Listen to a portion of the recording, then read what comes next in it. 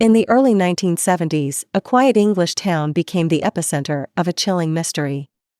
Two small stone heads were unearthed by children playing in their garden, a discovery that seemed innocent at first. But what followed were tales of paranormal terror, ghostly apparitions, and a sinister figure that defied explanation.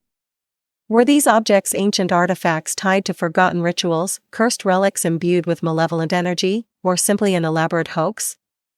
This is the story of the Hexam Heads. Our story begins in 1971, in the town of Hexam, England. Two young boys, Colin and Leslie Robson, were digging in their garden when they uncovered something extraordinary: two small stone heads, no larger than a fist, with unusual, carved features. One had a rough, masculine appearance, while the other bore softer, feminine features. Intrigued, the boys brought the objects inside, unaware of the chaos that was about to follow. The heads were placed on a shelf as an odd but harmless treasure. But it wasn't long before strange things began happening in the Robson household. Objects moved without explanation. Doors opened and closed on their own. And the family reported hearing faint, eerie noises that seemed to come from nowhere. Then came the most terrifying incident of all: a spectral figure, described as a half-human, half-wolf creature, was seen prowling the property. The Robsons weren't alone in their fear. Their neighbor, Mrs. Dodds, claimed she also encountered a shadowy, menacing figure in her home shortly after the heads were discovered. The neighborhood buzzed with rumors: were the Hexam Heads cursed? Desperate for answers, the family turned to experts. The heads changed hands several times, eventually reaching Dr. N. Ross, a renowned scholar of Celtic history and archaeology. Dr. Ross believed the heads might be ancient relics linked to Celtic rituals. But shortly after bringing them into her home, Dr. Ross became the target of the paranormal. One night, Dr. Ross awoke to find a large, werewolf-like figure standing in the hallway outside her bedroom. Frozen in fear, she watched as the creature slowly disappeared into the darkness. Other members of her family also reported hearing strange sounds and seeing unexplainable phenomena. Dr. Ross became convinced that the heads were tied to something ancient and possibly dangerous. Theories surrounding the Hexam Heads began to emerge. Some suggested they were Celtic charms used in ancient rituals, objects meant to summon spirits or protect sacred spaces. Others believed the heads were cursed, their energy unleashed after being disturbed. Paranormal enthusiasts speculated that the heads could be conduits for spiritual forces, attracting malevolent entities to anyone who possessed them. But not everyone was convinced. In a surprising twist, a man named Des Craigie came forward, claiming that he had made the Hexam Heads himself as a child. He explained that they were nothing more than homemade creations, molded from concrete and entirely modern. His confession seemed to debunk the mystery, but it didn't explain the bizarre events surrounding the heads. Could the paranormal activity have been a coincidence? Skeptics argued that the strange occurrences were likely psychological, a result of fear and suggestion spiraling out of control. Yet, believers pointed out that even if the heads were modern, they could still have attracted negative energy or become vessels for unexplained phenomena. Adding to the enigma, the Hexam Heads eventually disappeared. Their current whereabouts are unknown, leaving the mystery unsolved. Were they deliberately hidden to prevent further disturbances? Or are they sitting, forgotten in a dusty attic, waiting to unleash their secrets once more? The Hexam Heads remain a puzzle. Were they ancient relics with ties to forgotten rituals, cursed objects that unleashed chaos, or simply an elaborate hoax fueled by fear? Perhaps we'll never know. But their story reminds us of one truth: the line between myth and reality is often blurred. And sometimes, the smallest objects can carry the greatest mysteries. What's your take? Are the Hexam Heads a genuine mystery or an example of mass hysteria? Let us know in the comments, and don't forget to like, subscribe, and hit the bell for more tales of the unexplained.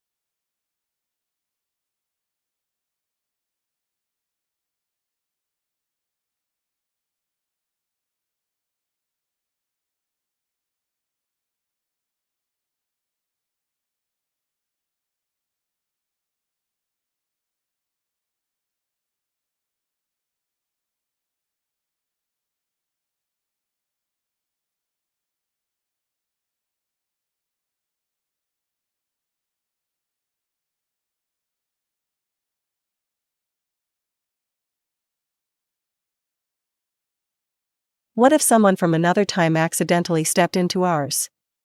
Could it be a hoax, a psychological anomaly, or something far more extraordinary? Today, we unravel the haunting story of the man from Lisbeth and delve into one of the most perplexing time travel mysteries ever recorded. In the early 1900s, a man was found wandering the cobblestone streets of a small German town, visibly disoriented. Dressed in clothes centuries out of style, he claimed he was from a village called Lisbeth, a place that no one could find on any map. The villagers were stunned by his dialect, an archaic form of German that even the oldest residents struggled to understand. His knowledge of local traditions was eerily specific but outdated, pointing to a time long past. His speech patterns and descriptions matched those from the 1500s, raising questions about how he could have known such intricate details. Was he an eccentric scholar, or was there something more at play? As word spread, local authorities took an interest. They questioned the man intensively, but his answers only deepened the mystery. He spoke of a thriving village with bustling markets and stone bridges. Yet no record of Lisbeth existed in any archive. His descriptions were so vivid that some began to believe he truly came from another time. But skeptics pointed to possible mental illness or a fugue state, a rare psychological condition where individuals forget their identity and create an entirely new persona. Let's explore the possibilities. Could the man from Lisbeth have been a time traveler? Modern physics suggests that time travel, while theoretically possible, would require immense energy and technology far beyond our reach. While time travel remains speculative, wormholes and space-time distortions are concepts in theoretical physics that might one day explain such phenomena. However, they require conditions not naturally found on Earth. Another possibility is that he was an expert in folklore and history, using his knowledge to fabricate an elaborate story. But if so, why? What could his motive have been? Could he have been suffering from a dissociative fugue or schizophrenia, creating an alternate reality to cope with trauma or stress?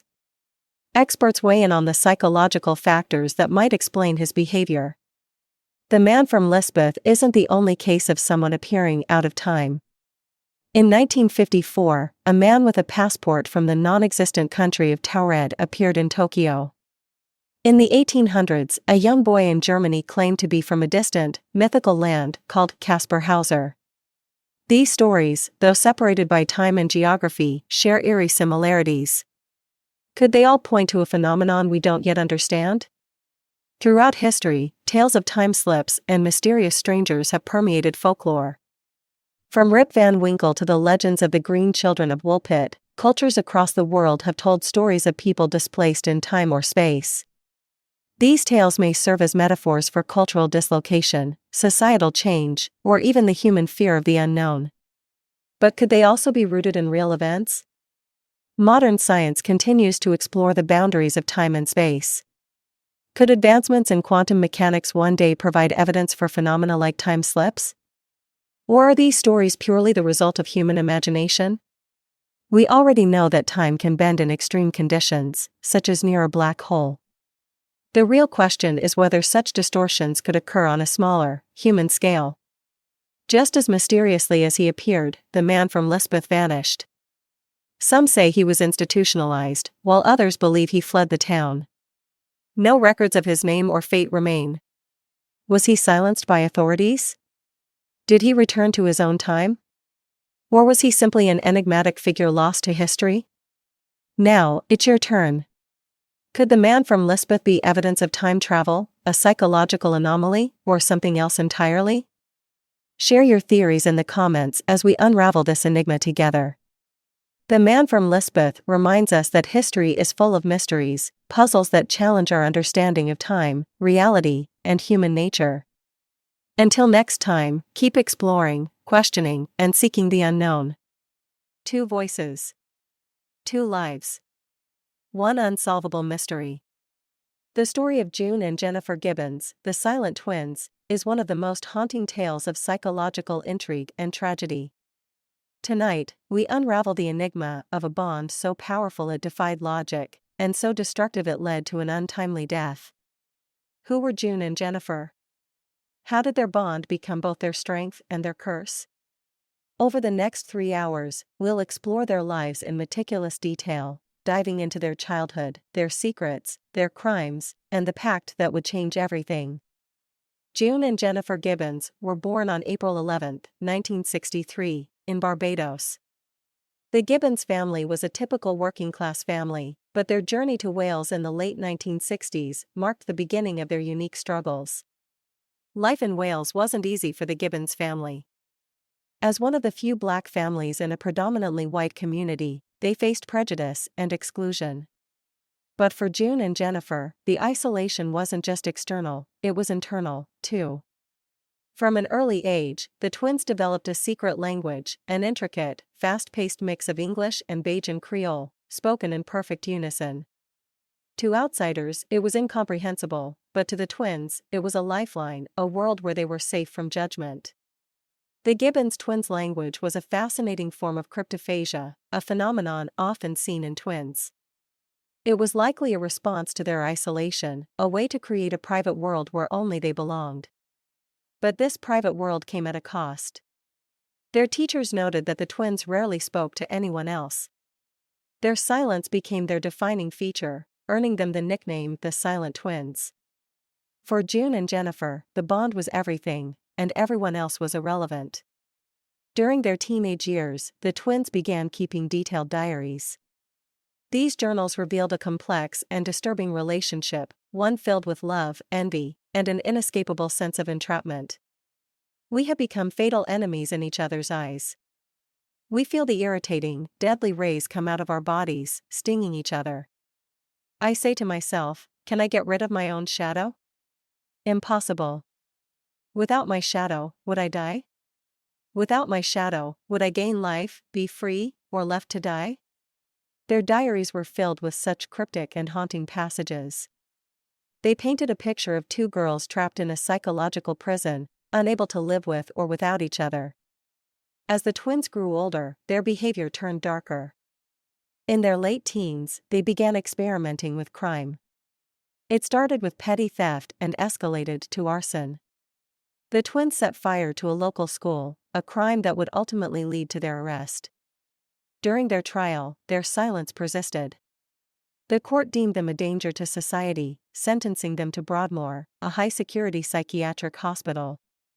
What drove the Silent Twins to such extremes? Was their bond a blessing or a curse?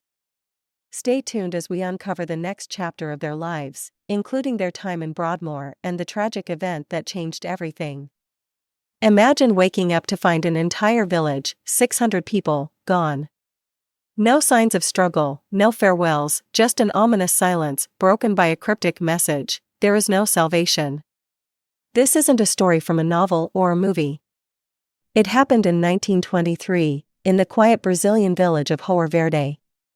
Over the next 3 hours, we'll explore every detail, every theory, and every chilling clue surrounding one of history's greatest unsolved mysteries. To understand the enigma, we must first step back in time and immerse ourselves in the life of João Verde. What kind of place was it? Who were its people? And why would an entire community disappear without a trace? In 1923, a group of travelers found João Verde in complete disarray. Doors were left ajar, meals half-eaten, and tools scattered as if dropped in haste. The scene was unnervingly ordinary yet profoundly unsettling. The only clue? A message scrawled on a blackboard inside the village school: there is no salvation. Who wrote it? Was it a warning or a final testament? When people abandon their homes suddenly, there's usually an external threat. But here, we find no evidence of such a threat, no bodies, no footprints, no signs of a fight. To unravel this mystery, we must first understand the world João Verde existed in. The 1920s in Brazil were marked by political instability, with rebellions and guerrilla movements shaping the nation's landscape. Could the villagers have been caught in the crossfire of a political conflict? For context, consider the Roanoke colony in North America, where settlers vanished, leaving only the cryptic word, Croton. Or the Anasazi people, who seemingly disappeared from the American Southwest. Are these cases connected by a common thread? Discuss Brazil's guerrilla warfare and potential forced evacuation. Analyze why no signs of violence were found. Explore possible threats like disease or famine. Question why belongings were left behind. Alien abduction theories, UFO sightings in Brazil. Curses and supernatural forces in Brazilian folklore. Investigate possible sinkholes or environmental calamities. Explain why the village infrastructure was untouched. The blackboard message, "There is no salvation," is as haunting as it is enigmatic. Was it a warning for future visitors or a desperate cry for help? Messages like this can reflect mass hysteria, religious fear, or symbolic resignation. In the absence of context, it's open to interpretation. The story of Horror Verde lives on in whispers and folklore, often cited as proof of supernatural forces or government conspiracies. Similar cases, such as the Dyatlov Pass incident in Russia, only deepen the intrigue. We asked our viewers to share their thoughts on Horror Verde. Here are some of the most compelling theories.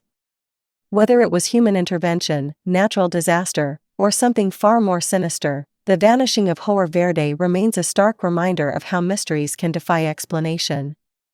What do you believe happened?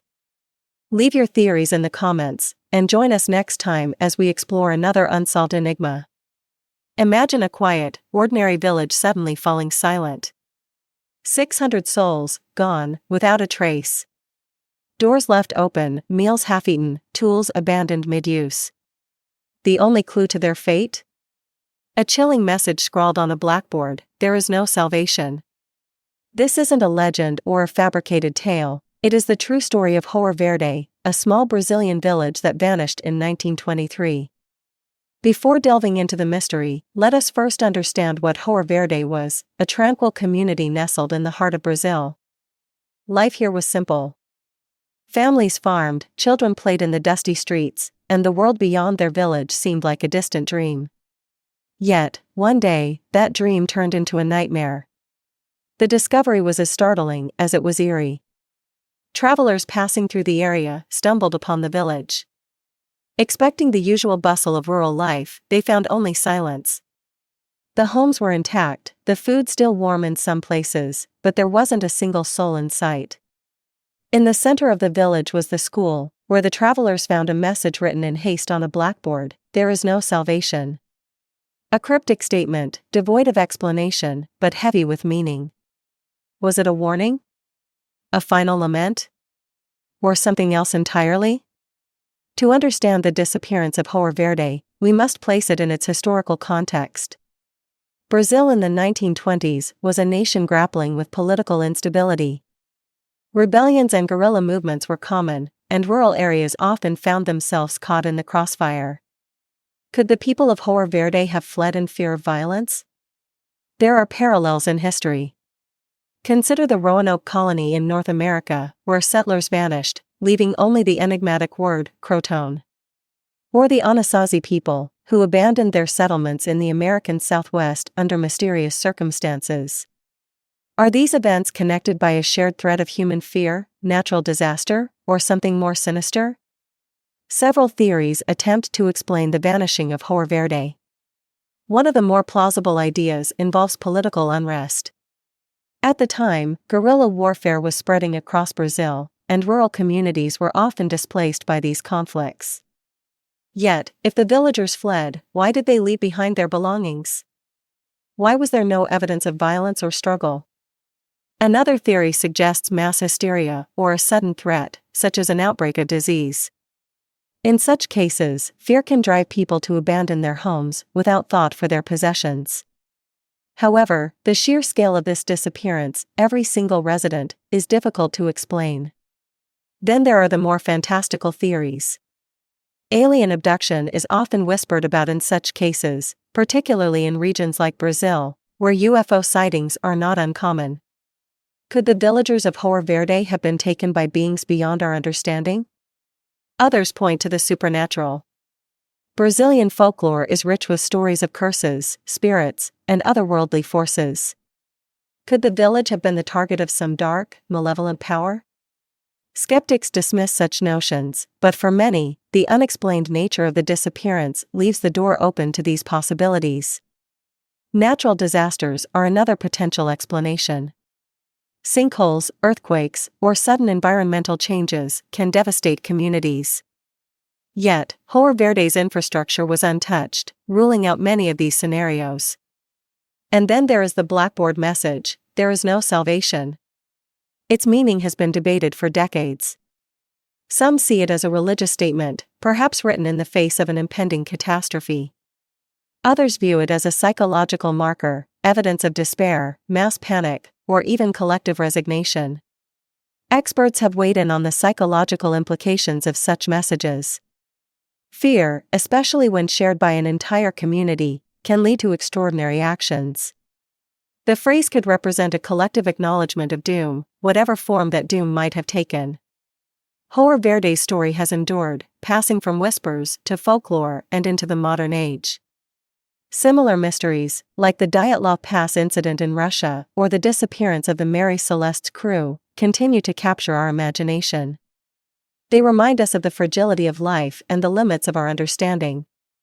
To this day, no definitive answer exists. Theories abound, but the truth remains elusive. What happened to the villagers of Jorge Verde? Did they leave willingly, or were they forced? Were they victims of human conflict, natural disaster, or something far stranger? In the end, the vanishing of Jorge Verde is more than just an unsolved mystery. It is a testament to the unknown forces, both external and internal, that shape human existence. As we ponder the fate of this lost village, we are left with one question: what do you believe happened? January 2, 2000, Asheville, North Carolina.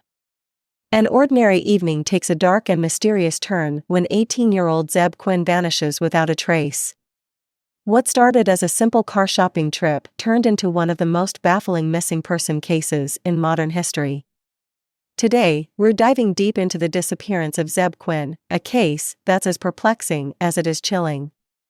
Zeb Wayne Quinn was just 18 years old when he disappeared.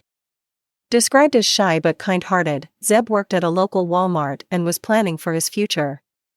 On the night of January 2, Zeb clocked out of his shift around 9 p.m. He had plans to meet his friend and coworker, Robert Jason Owens, to check out a car he was interested in buying. The two met as planned and began driving toward the dealership in separate cars. But then, something strange happened.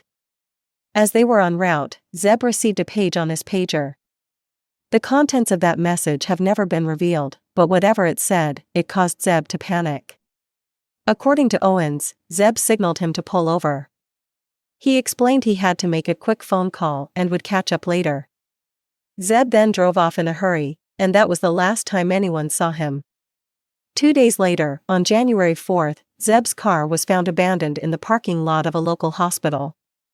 But this wasn't just an ordinary discovery. What investigators found inside the car raised more questions than answers. Inside the car was a live puppy, which didn't belong to Zeb. A jacket, also not belonging to him, was draped over the seat. The rear bumper of the car was smeared with lipstick, and a strange pair of lips had been drawn on the window. Additionally, a bottle and several empty drink cans were found scattered inside. These odd items created a trail of cryptic clues, but none provided any concrete answers. Who left them there, and why? Could these items have been left to confuse investigators? Or were they part of a sinister message? As the investigation unfolded, Robert Jason Owens, the last known person to see Zeb alive, became a person of interest. Owens told police that after Zeb sped off that night, he waited for him to return, but Zeb never did. However, Owens' behavior following the disappearance only deepened the mystery. The day after Zeb disappeared, Owens arrived at work with a swollen face and bruises.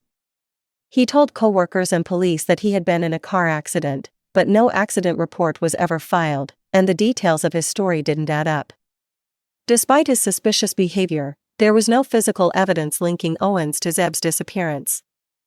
Owens denied any involvement, but over the years, his name continued to surface in connection to other criminal activities, including a gruesome double murder in 2015.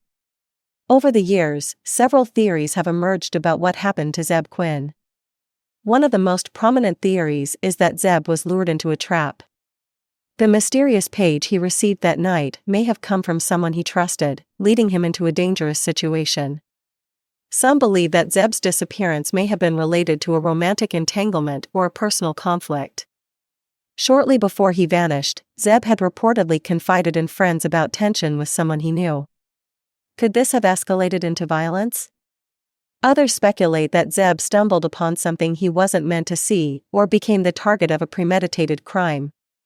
The strange items left in his car, the puppy, the lipstick, and the jacket, have led some to theorize that his disappearance was staged to send a cryptic message, perhaps to someone else.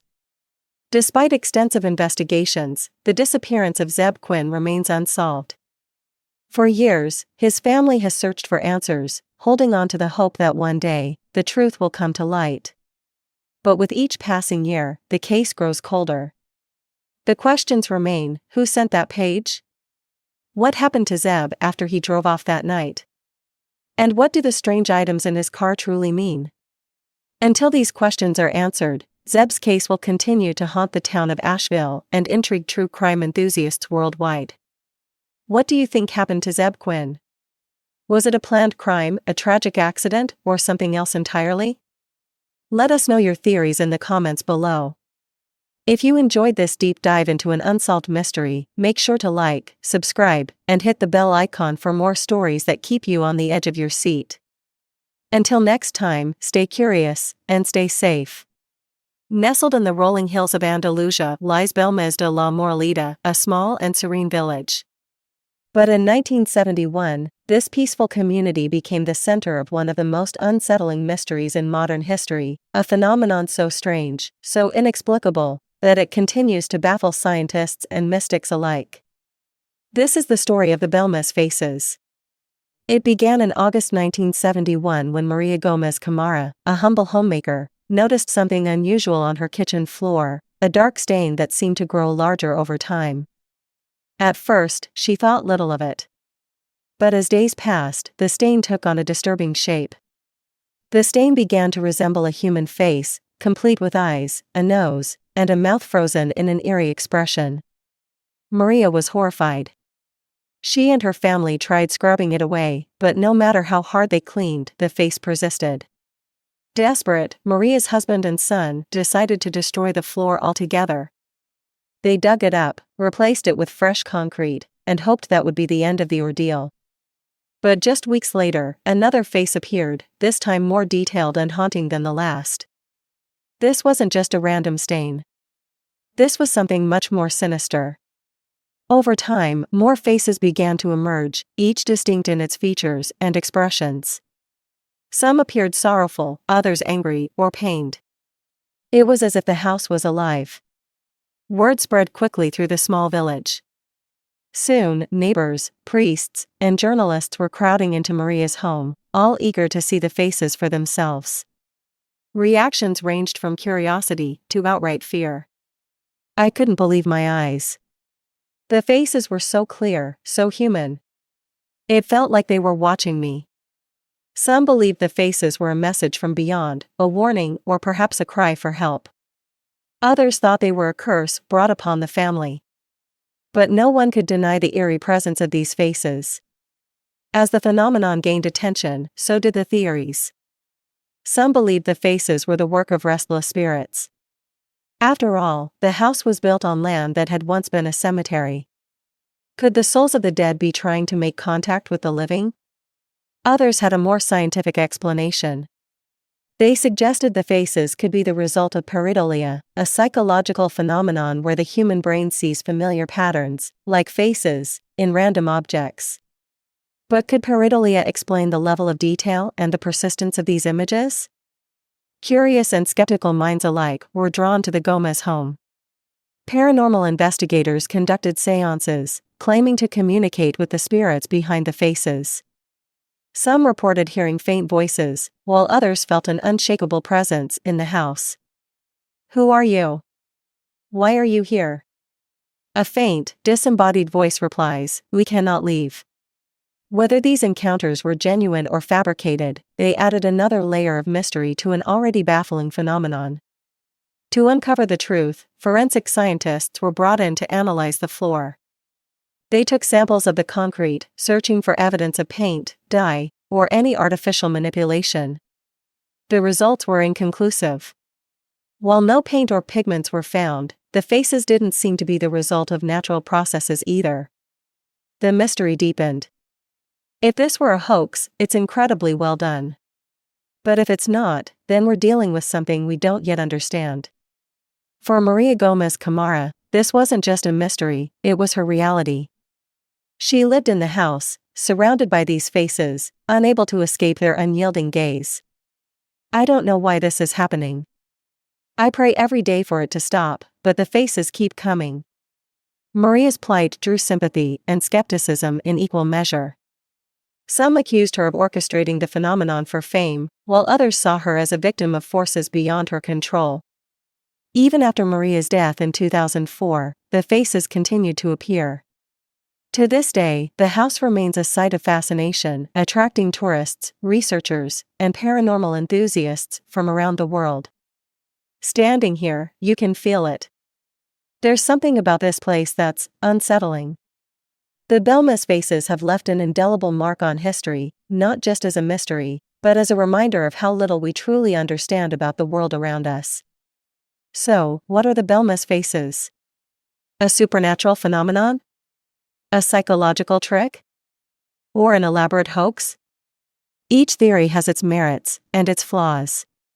But perhaps the true power of the Belmas faces lies not in solving the mystery, but in the questions they force us to ask. The Belmas faces remain one of the most compelling unsolved mysteries of our time. They challenge our perceptions, our beliefs, and our understanding of reality itself. What do you think? Are the Belmas faces a window into another world, or simply an illusion of our own making? Let us know your thoughts in the comments below, and don't forget to like, subscribe, and hit the notification bell for more journeys into the unexplained. In the summer of 1518, the city of Strasbourg, located in the Holy Roman Empire, became the epicenter of one of history's most inexplicable and terrifying events. This was a time of hardship, famine and disease stalked the land, and fear gripped the hearts of the people. Yet, amidst these grim conditions, a phenomenon both surreal and deadly unfolded. This is the story of the Dancing Plague, a mystery that continues to baffle scholars, scientists, and historians over 500 years later. To understand the events of 1518, we must first understand the world in which they occurred. Strasbourg, a prominent city in the Alsace region, was a hub of commerce and culture. Yet, in 1518, it was a city on the brink of collapse. Famine had ravaged the region for years, with poor harvests and skyrocketing grain prices leaving many to starve. Diseases such as the plague and smallpox were an ever-present threat. And as if that weren't enough, the church's grip on daily life filled many with a deep sense of guilt and fear of divine punishment. The people of Strasbourg lived under constant pressure, physical, emotional, and spiritual. It was a perfect storm for something extraordinary to happen. It began, as many historical mysteries do, with a single person. Frau Troffea, an ordinary woman by all accounts, became the unlikely harbinger of the strange events to come. On a warm July day, she stepped into the streets of Strasbourg and began to dance. Her movements were not graceful, but erratic, as though her body moved against her will. At first, her neighbors laughed, thinking it was some strange joke or an act of defiance. But as the hours turned into days, their amusement turned to concern. Frau Troffea danced relentlessly, stopping only when sheer exhaustion forced her to collapse, only to resume her dance after brief moments of rest. By the end of the week, others had joined her. At first, it was just a handful, but soon dozens were dancing uncontrollably in the streets. It was as if the plague had a mind of its own, choosing its victims indiscriminately. Men, women, and even children fell under its spell. By the end of the month, the number of dancers had swelled to hundreds. This was no joyful celebration. The dancers were in agony, their faces contorted in pain. Many danced until their feet bled, collapsing from sheer exhaustion. Some even danced to their deaths. The city was in chaos, and the authorities were desperate for answers. The physicians of the time were baffled. They dismissed supernatural explanations, such as witchcraft or possession, and instead turned to the theory of hot blood, an imbalance in the body's humors. Their prescription? More dancing. Believing that the dancers needed to expel the fever from their bodies, the city erected stages and hired musicians to keep the afflicted dancing. But instead of curing the plague, this intervention only seemed to make it worse. The epidemic spiraled out of control. By September, the dancing plague had mysteriously ended as abruptly as it began. The survivors were left traumatized, and many never fully recovered. The city tried to move on, but the memory of that summer lingered like a dark shadow over Strasbourg. In the years that followed, the dancing plague was spoken of in hushed tones, a cautionary tale of divine wrath, or perhaps a warning about the fragility of the human mind. Centuries later, the mystery of the dancing plague continues to fascinate and perplex. Modern scientists and historians have proposed several theories. One of the most popular is ergot poisoning, a hallucinogenic mold that grows on damp rye. Ergot can cause convulsions, hallucinations, and other symptoms similar to those observed in the dancers. Others believe it was a case of mass psychogenic illness, brought on by the extreme stress and hardships faced by the people of Strasbourg. The theory suggests that the dancing was a psychological response to the collective trauma of famine and disease. But not everyone is convinced. Some suggest supernatural causes, such as divine punishment or curses, while others see it as a form of social rebellion against the oppressive conditions of the time. The dancing plague of 1518 serves as a chilling reminder of how external pressures can manifest in strange and unexpected ways. Could something similar happen in our modern world? Some experts believe it's possible, especially in times of collective stress or fear. The truth behind the dancing plague may never be fully understood. But one thing is certain, it remains one of history's most haunting and enduring mysteries. What would you have done if you had lived in Strasbourg that summer? Would you have been a helpless onlooker, or would you have joined the dance? Let us know your thoughts in the comments below. And don't forget to like, share, and subscribe for more stories that blur the line between fact and fiction. In 1803, the peaceful shores of Hitachi province in Japan bore witness to an enigma that has puzzled humanity for over 2 centuries. A peculiar vessel, unlike anything seen before, drifted ashore. Inside, a woman of strange appearance and speech guarded a small, mysterious box. Who was she? Where did she come from? And what secrets did her vessel hold? This is the story of the Utsuro Bune, a tale that blurs the lines between history, legend, and the unexplained. The year was 1803, during Japan's Edo period, a time of isolation and strict borders. On February 22, local fishermen in Hitachi province spotted an unusual object bobbing in the water. Curiosity drove them closer, only to find a circular vessel unlike anything they had ever seen. This hollow ship, or Utsuro Bune in Japanese, measured about 3.3 meters in diameter and was crafted from wood and metal. Its shape resembled an incense burner, and its interior was decorated with inscriptions in an unknown language. Inside the vessel was something, or rather, someone, truly extraordinary, a young woman with pale skin, fiery red hair, and attire made of unfamiliar materials. Clutching a small, ornate box, she remained silent, her language unintelligible to the locals. Her very presence raised more questions than answers. The woman's appearance was as baffling as the vessel she arrived in. Descriptions from the time paint a vivid picture. She was between 18 and 20 years old, her hair dyed a reddish hue and styled in ways unknown to the locals. Her clothing, made of exotic fabrics, suggested she hailed from a distant land, or perhaps, somewhere even stranger. No one could decipher her language. The words she spoke were unlike anything known in Japan at the time. Equally perplexing was her attachment to the small box she carried. She refused to part with it, shielding it from prying eyes. What secrets did it hold? Why was it so important to her? The fishermen were left with an impossible decision. Unable to understand her or the purpose of her journey, they eventually chose to push the Utsuro Bune back into the sea, allowing it to drift away. Was this an act of mercy, or one of fear? The Yatsurobune itself is a mystery as captivating as the woman it carried. Historical texts describe it as a blend of wood and metal, adorned with symbols that defied interpretation. Its circular design and metallic edges have led to endless speculation. The descriptions of the Yatsurobune are strikingly unique for its time. Some suggest it could have been an early form of a submarine or a sophisticated maritime vessel. Others draw parallels to modern UFO sightings, citing its shape and cryptic inscriptions as evidence of extraterrestrial origins. Was the Yatsurobune an advanced piece of human craftsmanship? Or was it something far beyond our understanding, perhaps a visitor from another world? Over the centuries, scholars, historians, and enthusiasts have proposed countless theories to explain the Yatsurobune. One theory suggests that the woman and her vessel originated from a foreign land, possibly Europe or Russia.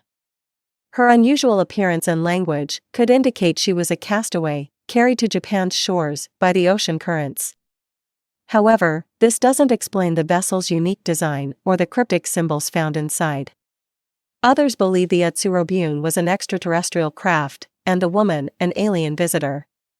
The vessel's advanced design, its metallic components, and the strange language all lend credence to this possibility, at least for those open to the idea of life beyond Earth.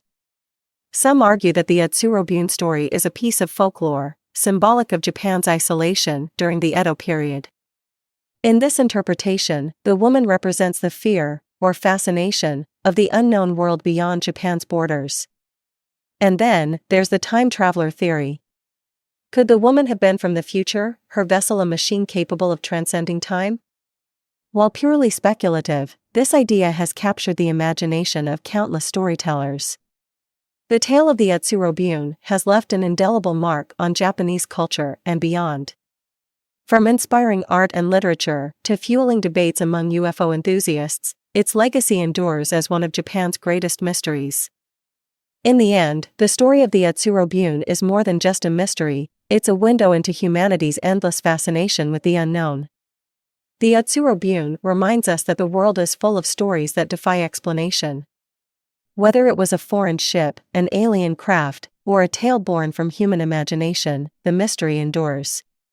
What do you think? Was this an early encounter with extraterrestrial life, or something else entirely? Share your theories in the comments below. Thank you for joining us on this journey into the unknown. Don't forget to like, subscribe, and hit the bell icon for more fascinating mysteries. Until next time, keep wondering. In the heart of Florida lies the Coral Castle, a stunning structure built by a single man, Edward Leedskalnin, who weighed just 100 pounds. This modern-day enigma has baffled engineers and historians alike. Constructed in the 1920s, it features massive coral blocks, some weighing over 30 tons, yet Leedskalnin moved them with apparent ease. How did he do it? Some say he harnessed the power of magnetism, while others believe he used simple machines and leverage. What's even more intriguing is the love story behind it. Leedskalnin built this castle for his lost love, a 16-year-old girl who jilted him. Each stone tells a tale of heartbreak and obsession. The precision of the carvings and the alignment with celestial bodies suggest a deeper knowledge of engineering and astronomy. Today, Coral Castle stands not just as a monument of stone, but as a testament to human ingenuity and the mysteries of the heart. In Homestead, Florida, stands one of the most baffling architectural wonders of the modern world, the Coral Castle. Built by one man, Edward Leedskalnin, this intricate structure of colossal coral stones has puzzled engineers, scientists, and curious visitors for decades. How could one man, standing just 5 feet tall and weighing barely 100 pounds, construct such a massive and intricate creation? Edward claimed he had uncovered the secrets of the ancient pyramids, but he took those secrets to his grave, leaving behind a monument shrouded in mystery. Edward's story begins in Latvia in 1887. As a young man, he fell deeply in love with a woman he called his Sweet 16. Tragically, she broke off their engagement just before their wedding, leaving Edward heartbroken. In the wake of his despair, he emigrated to the United States and eventually settled in Florida, where he began work on the Coral Castle, a labor of love and devotion to his lost sweetheart. The Coral Castle, however, is no ordinary monument. Constructed entirely of oolite limestone, often mistakenly referred to as coral, some of its stones weigh as much as 30 tons. Yet Edward worked alone, without the use of modern machinery. Witnesses described him working only at night, in complete secrecy, and many locals claim they never saw him actually moving the stones. One of the castle's most impressive features is the 9-ton revolving gate. Perfectly balanced, it once swung open with the lightest touch. How Edward managed to achieve this level of precision remains unknown, especially considering the rudimentary tools he reportedly used. Today, even with modern technology, recreating such a feat would be a challenge. Edward's methods have sparked countless theories. Some believe he used simple tools and an unparalleled understanding of physics. Others suggest he tapped into magnetic or gravitational forces, pointing to Edward's cryptic statements about discovering the secrets of the pyramids. He never explained his process, leaving behind only a series of puzzling pamphlets filled with diagrams and vague explanations. The Coral Castle isn't just a testament to Edward's engineering genius, it's also a place filled with symbols and mysteries. A giant stone sundial marks the passage of time, while celestial carvings suggest a deep knowledge of astronomy. The site's layout seems deliberate, perhaps even imbued with hidden meaning. Was Edward attempting to convey a message? Or was this simply a reflection of his inner world, a blend of heartbreak, determination, and genius? Visitors to the Coral Castle often describe a sense of wonder and curiosity. How did Edward move these massive stones? Why did he dedicate his life to this solitary project? And what secrets did he take with him when he passed away in 1951? The Coral Castle remains an enduring enigma. It stands as both a monument to unrequited love and a challenge to our understanding of what one person can achieve. Edward Leedskalnin may be gone, but his creation continues to inspire awe, inviting us to ponder the mysteries of human potential and the secrets of the universe. Perhaps the true magic of the Coral Castle lies not in how it was built, but in the questions it leaves us asking. Sometimes, the most profound mysteries are the ones we'll never solve. On the morning of December 1, 1948, the quiet sands of Somerton Beach in Adelaide, Australia, became the stage for one of the greatest mysteries of the 20th century. A man, dressed immaculately in a suit and tie, was found slumped against a seawall. His shoes were polished, his hair neatly combed. Yet, this man carried no identification, no name. His story would leave behind more questions than answers, a puzzle that still baffles the world today. This is the story of the Somerton Man, a man who has come to symbolize one of the strangest enigmas in forensic history. Who was he? Why was he there? And why has no one come forward to claim him, even after more than 7 decades? It began with a morning walk. A pair of locals strolling along Somerton Beach spotted a man slumped against a seawall. At first glance, he appeared to be sleeping. His head was tilted back, his legs stretched out, his arms resting by his sides. But something was off. When approached, the man did not stir. The police were called, and soon, it became clear, this was no ordinary death. The man appeared to have taken great care in his appearance. His shoes were recently polished, his hair meticulously combed. Yet, there was no wallet, no identification, not even a name sewn into his clothing. Even more bizarrely, the labels on all of his garments had been removed, a clear sign that someone wanted to erase his identity. News of the mysterious man spread quickly through Adelaide. Who was he? Why had he come to this quiet beach? And most importantly, how did he die? The autopsy revealed little about the man's death. There were no signs of trauma, no indications of violence.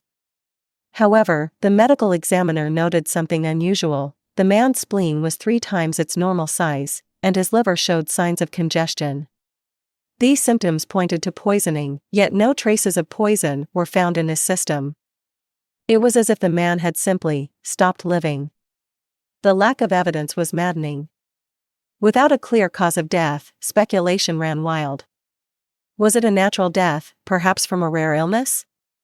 Or was it something far more sinister, a calculated murder designed to leave no trace? 2 weeks later, investigators found the first major clue. Sewn into a hidden pocket in the man's trousers was a small, rolled-up piece of paper. On it were 2 words, tamam shud. Translated from Persian, tamam shud means ended or finished. The phrase appeared in the final page of a rare poetry book, the Rubaiyat of Omar Khayyam. This cryptic clue raised more questions than answers. Why would this man carry such a specific phrase in a hidden pocket?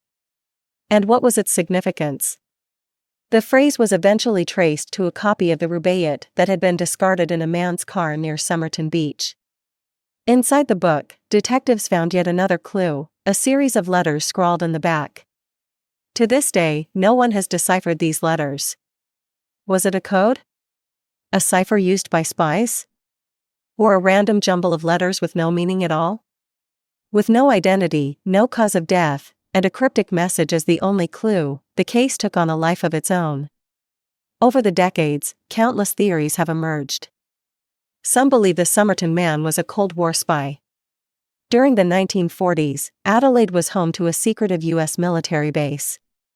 Could the man have been involved in espionage, his death the result of international intrigue? Others suggest a more personal explanation. Was the man's death a tragic love story? Some speculate he had traveled to Adelaide to reunite with a lover, only to meet a tragic end. And then there's the possibility of an untraceable poison, one that left no residue, a theory that points to sophisticated knowledge of toxicology. Despite decades of dead ends, recent advancements in forensic science have reignited hope in solving the mystery. In 2021, researchers extracted DNA from the man's preserved hair and began building a genetic profile. Early results suggest a possible connection to the United States, raising new questions about the man's origins and his ties to Australia. Today, the Somerton man remains one of the most enigmatic figures in Australian history. His story has inspired books, documentaries, and even songs.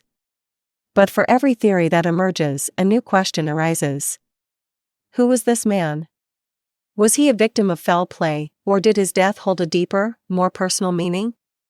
Perhaps, like the phrase he carried in his pocket, the Somerton man's story was meant to remain unfinished, an eternal riddle, forever shrouded in mystery. What do you think happened to the Somerton man? Could the key to solving this puzzle still be out there, waiting to be discovered? Let us know your thoughts in the comments below. On a chilly November morning in 1970, a hiker stumbled upon a discovery that would baffle investigators for decades.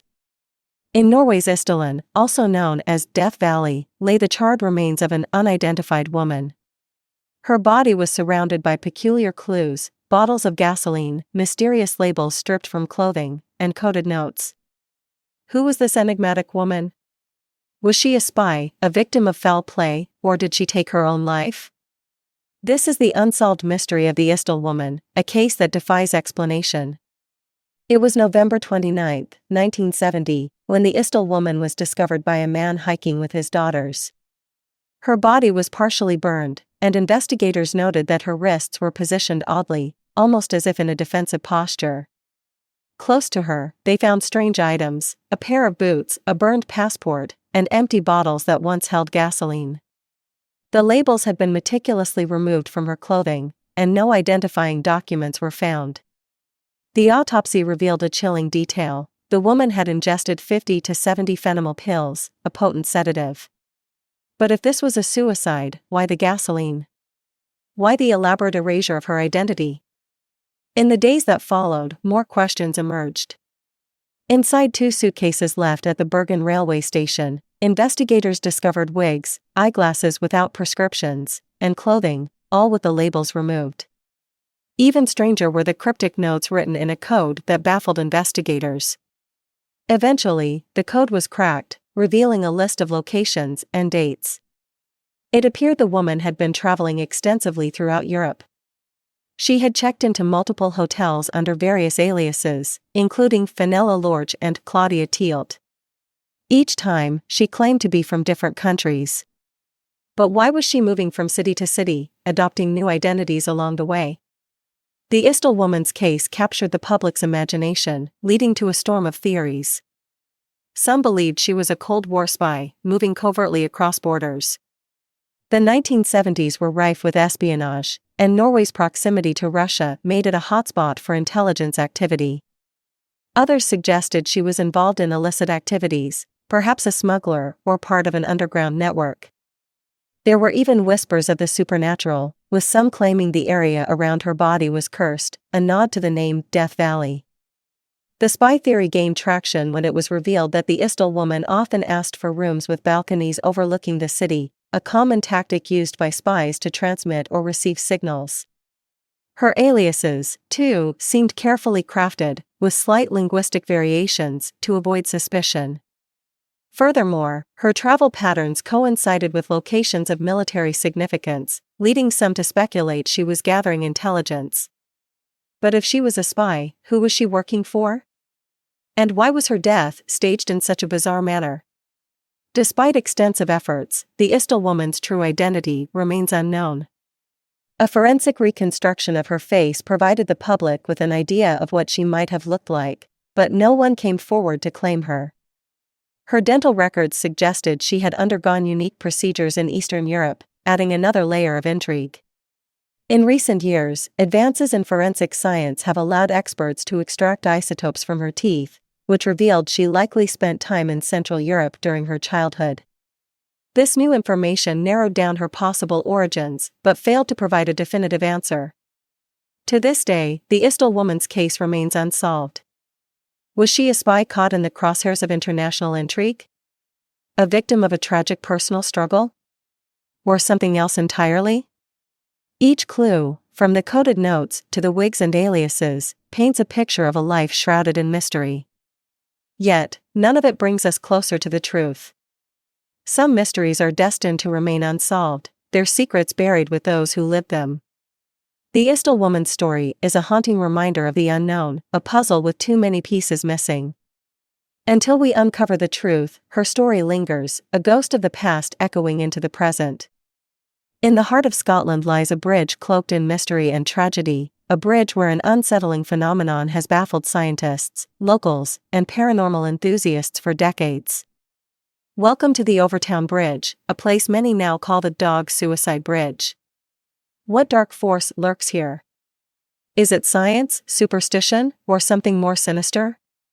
Since the 1950s, this picturesque stone bridge near Dumbarton has earned a chilling reputation. Reports claim that over 50 dogs have inexplicably leapt to their deaths from this very spot. What compels these otherwise healthy dogs to jump? Some say it's the work of malevolent spirits. Overtown Bridge is steeped in local lore. The area is said to be a thin place, a Celtic term for locations where the veil between the physical world and the spiritual realm is at its thinnest. Could this explain the strange happenings here? Dogs have an acute sense of smell, far beyond human capability. The most plausible explanation is that the dogs are attracted by the scent of mink, which are abundant in the area. Mink scent contains pheromones that can excite dogs, especially hunting breeds. This could explain why certain dogs leap off the bridge, unaware of the fatal drop below. Science offers a logical explanation, but it doesn't account for the eerie consistency. Why always the same spot on the bridge? And why have some owners described their dogs as being in a trance-like state before jumping? Overtown Bridge is adjacent to Overtown House, which has its own share of ghost stories. Some believe the spirit of the White Lady of Overtown, a grieving widow, haunts the grounds. Could her restless energy influence the animals?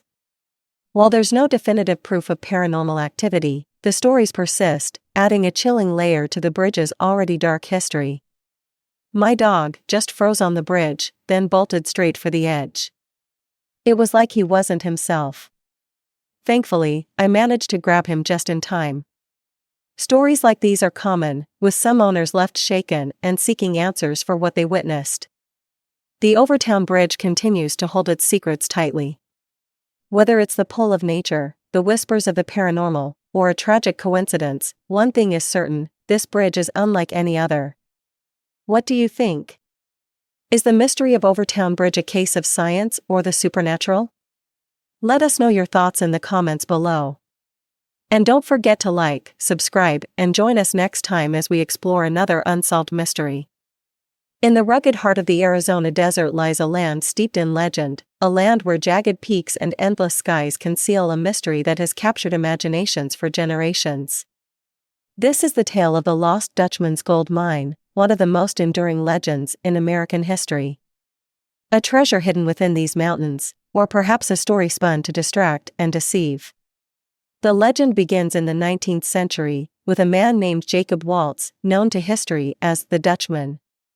But was Waltz truly the keeper of a golden secret, or merely a shadowy figure whose story has been embellished over time? Jacob Waltz was not Dutch at all, but a German immigrant who arrived in the United States during the mid-1800s. Like many of his contemporaries, he was lured westward by the promise of riches during the gold rush.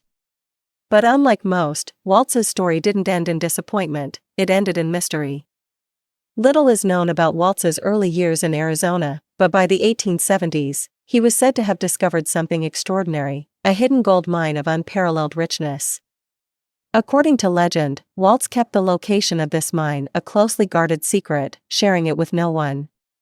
In 1891, Waltz fell gravely ill and was taken in by a local woman named Julia Thomas. As he lay dying, Waltz reportedly revealed the location of his gold mine, drawing a crude map and describing landmarks such as Weaver's Needle, a prominent spire in the Superstition Mountains. But the details were cryptic, and Julia Thomas's subsequent attempts to locate the mine were unsuccessful. The treasure remained hidden, and so began a frenzy of speculation and exploration that continues to this day. The Superstition Mountains, named for the eerie legends that surround them, have long been a source of mystery. To the indigenous Pima and Apache peoples, these mountains were sacred and dangerous. They spoke of spirits that guarded the land and warned against venturing too far into the wilderness. The superstitions are a harsh and unforgiving landscape. It's easy to get lost, and the weather can turn deadly in an instant. But for treasure hunters, the promise of gold has always outweighed the risks. Over the years, countless people have ventured into these mountains in search of the Lost Dutchman's gold mine. Some have returned empty-handed, others have disappeared without a trace, and a few have met tragic ends. The curse of the Lost Dutchman is a recurring theme in its legend. Could this treasure be guarded by something more than natural dangers? Or is the gold itself the source of the misfortune? The clues left by Jacob Waltz have been dissected and debated for over a century. Among the most famous is his mention of Weaver's Needle, a towering rock formation that many believe is key to finding the mine. Waltz also described specific landmarks, a shaded canyon, a hidden spring, and a rock shaped like a heart. But these descriptions are vague and could apply to many locations within the vast superstition range. Some treasure hunters claim to have found additional clues, ancient Spanish carvings, buried artifacts, and mysterious markings on rocks. Could these be signs of the mine, or merely relics from other adventurers? There's no doubt that the Superstition Mountains are rich in mineral deposits. But whether there's a vein of gold as rich as the legend suggests is another question entirely. The search for the Lost Dutchman's gold mine has come at a cost. Over the decades, many treasure hunters have lost their lives in the mountains. Some succumb to the elements, others to accidents, and a few under circumstances that remain unexplained. We've had cases where experienced hikers vanished without a trace. It's easy to get disoriented out here, but there are also stories of foul play, of treasure hunters turning on each other in their quest for gold. One of the most infamous cases is that of Adolf Ruth, a prospector who disappeared in 1931. His skull was later found with a bullet hole, sparking rumors of murder. Did Ruth come too close to finding the mine, or was he simply the victim of bad luck?